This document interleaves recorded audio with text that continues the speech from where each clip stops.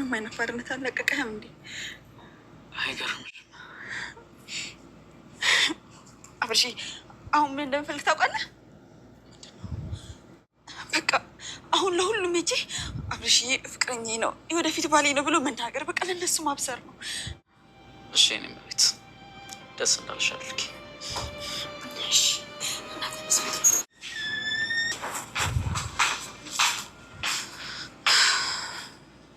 እኔ የምልሽ የግሌ ሁሉም የሉም እንዴ? እስኪ ጥሪያቸው። አይ አብርሽ ተዋቸው፣ እነሱ ብቻ ካሉ ይበቃል። እሺ ነውድ ውዴ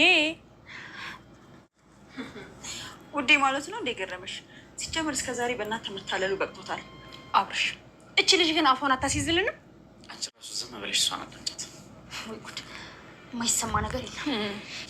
ነይ ይኸውላችሁ እኔና አብርሽ እንጋባ ነው። እናንተ ደግሞ ሚዜ መሆናችሁ ስለማይቀር ተዘጋጁ።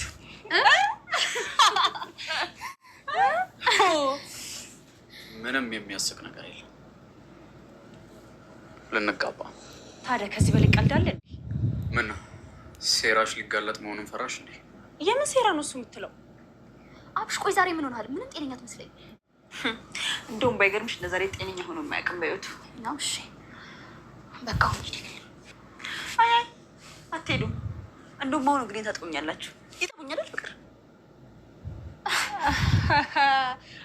ዛሬ ትዝታን እንግዲህ በሙድ ይዟታል። ይሄንንም እንግዲህ በእርግጠኝነት ይሄንን አውቆ ሆነ ብሎ ነው ያደረገው ብዬ አስባለሁ። ምክንያቱም እንደሚታወቀው ከመድብል ጋር ሲመካከሩ ነበር እና አንዳንድ ነገሮችን በዛም በምክክራቸው መካከል እንግዲህ እየሆነ ያለውን ነገር ተመካክረዋል። ለዚህም ዋና ትልቁ ታርጌታቸው እንደሚታወቀው መድብልም ትኩረት ማድረግ ያለብን የሆነ ቦታ ላይ ነው። ስለዚህ እሱን ነገር ማስተካከል ስንችል ብቻ ነው ሌላ ነገሮችን ማስተካከል የምንችለው ብሎ እንግዲህ ለአብርሽ ነግሮታል ቃል በቃልና አብርሽም አዎ እኔም እሷ ላይ ነው ተስፋ ያለኝ። ምክንያቱም ያው ቤቱ የኔ እንደሆነ በአቅም የዚህ ቤት ባለቤት ወይም ደግሞ በስጦታ መልክ እንደተሰጠኝ ይሄን ነገር በአቅም ግን ደግሞ እሷ ይሄን ነገር እንትን እስካላለች ድረስ ምንም ማድረግ አልችልም። ምክንያቱም ይሄን ነገር ለምን እንዳደረገችው እንዴት እንደዚህ እንዳደረገችው ማወቅ ፈልጋለሁኝ ሲል ነበረ።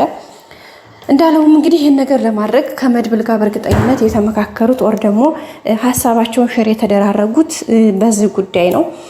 እሱም ምንድነው ጽጌን ማነው ይቅርታ ትዝታን አውቆ አብርሽ መቅረብ እንዳለበት ከዛም ባለፈ እንግዲህ ልጆቹን በቃ አለ አይደለ እሷ እንደወደዳት እንዳፈቀራት ወደ ድሮ ፍቅራቸው እንደተመለሱ በማስመሰል እዚህ ጋር መስራት ያለበት የሆነ ታርጌት አለ። በተለይ ደግሞ የቦታው የካርታውን ጉዳይ እንዴት እንደሆነና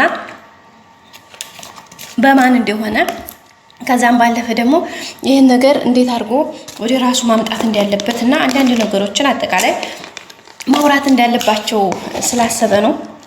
በዛም አማካኝነት እንግዲህ ትዝታ ደግሞ እውነት መስሏል። በቃ የድሮ ፍቅራችን ተመለሰ ወይ? በነገራችን ላይ እሷም ነቄ ናት፣ ቀላል ሰው አይደለችም። አብርሽን የመጀመሪያ ስራዋ ምንድን ያደረገችው አንተ የኔ እንዲሆንክ ለሁሉም ሰው መናገር ማሳወቅ እፈልጋለሁ ብላ ነው እንትን ያለችውና በዛም እንግዲህ አብርሽም እሺም ቸገረሽ ብሎ እንግዲህ እነትዝታንና የግሌን በምን አይነት መልኩ እንዲያስደነግጣቸው አይታችኋል። በጣም ነው የደነገጡት።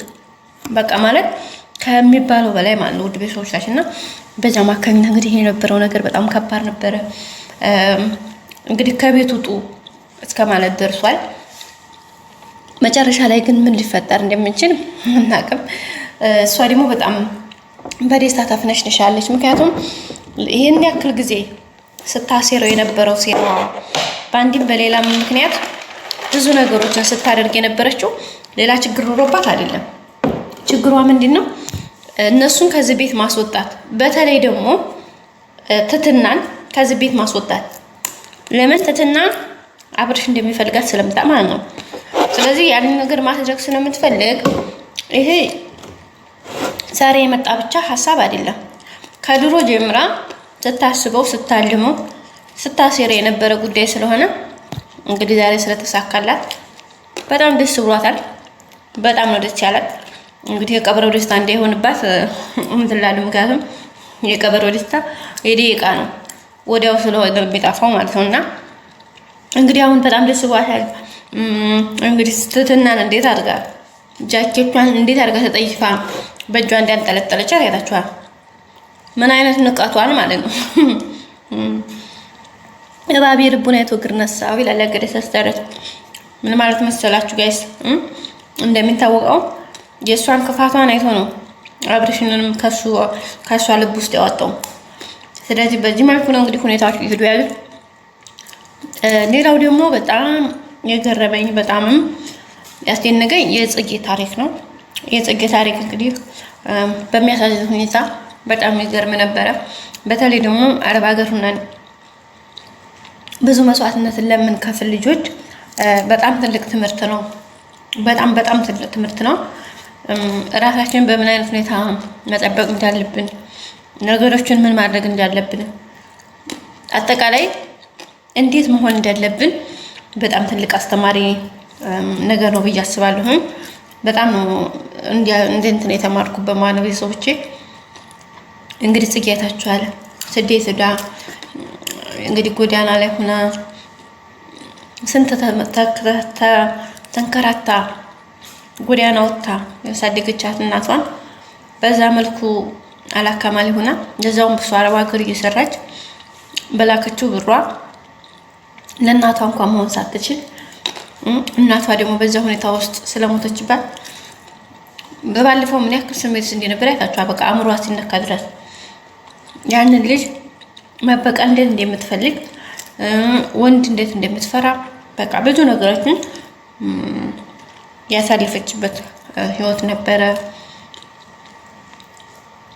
ስለዚህ ያው ድራማ እንደ ድራማ ሆኖ ግን እኛ ልንማርበት የሚገባው ነገር ምንድነው? ከሁኔታው አንፃር ነው። ቤተሰብ በጣም ከባድ በሚባል መልኩ ነገሮች በጣም ከባድ ናቸው።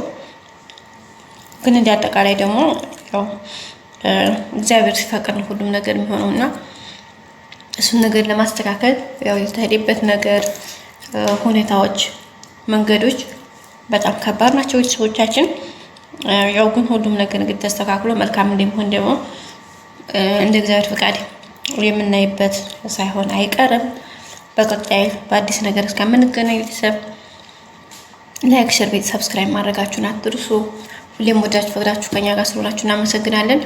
ሌላው እንግዲህ ትትና ለእህቷ ደውላ ያለውን ነገር አይዟችሁ ስትላት እንዴት ነው ዛሬ ደግሞ በኢትዮጵያ ስልክ መስመር ደወልሽልኝ? እሷ እንደዚህ ይቻላል እንዴ? ቆይ እንዴት ነው ያለሽው ብላታለች። እሷም እንግዲህ በጣም እንደነገጠችው በዛ ላይ እንግዲህ እህትየዋ በቃ የራስሽን ህይወት መኖር አለብሽ፣ አንቺም መኖር አለብሽ፣ ግዴታ ለኛ ብቻ ማለት የለብሽም። በቃ የራስሽን የሆነ አላማሽን ማሳካት አለብሽ፣ እግብ ማድረስ አለብሽ ብላ ስትነግራት ነበረ። እና እንግዲህ በጣም ደስ የሚል ሁኔታ ላይ ነበርና እንግዲህ እሷም በጣም እስከሚገርማት ድረስ እውነት አንቺ ነሽ እንደዚህ የምታስቢልኝ ብላ እህቷን እስከምትጠይቅ ድረስ በጣም ስትገርም ነበረ። ያንንም እንግዲህ ለመድብል ስትነግረው ነበር። መድብልም ደግሞ እንግዲህ ያው ይቅርታ አድርጊልኝ በራሴ ጉዳይ ተወጥሬ ሰሞኑን አንቺን እንትን ሳልልሽ ቀረሁኝና እያላት ነበረ።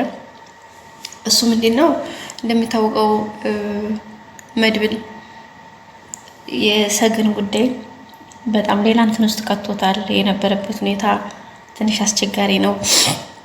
ምክንያቱም ሰገን መኖሯን በህይወት መኖሯን ካረጋገጠ ጀምሮ ወይም ካወቀ ከጠረጠረ ጀምሮ እንግዲህ ብዙ ነገር እያደረገ ነው። እንግዲህ እግዚአብሔርን ፈቅዶ ደግሞ በቅርቡ ያችን የፈልጋትን የተመኛትን ሴት እንደማገኝ ሀሳብ አለን። ይሳካለታል ብለን እምነታችን ነው። እንግዲህ ቀጣይ ላይ እሱም ይሳካላታል። እንግዲህ ትትናም ደግሞ አባቷም እንዲህ ሁሉም ነገር ተስተካክሎ መልካም ይሆናል። አብርሽ ያው በደስታ ላይ ነው ያለው፣ ምክንያቱም ቤቱ የእሱ እንደሆነ ስላወቀ ማለት ነው።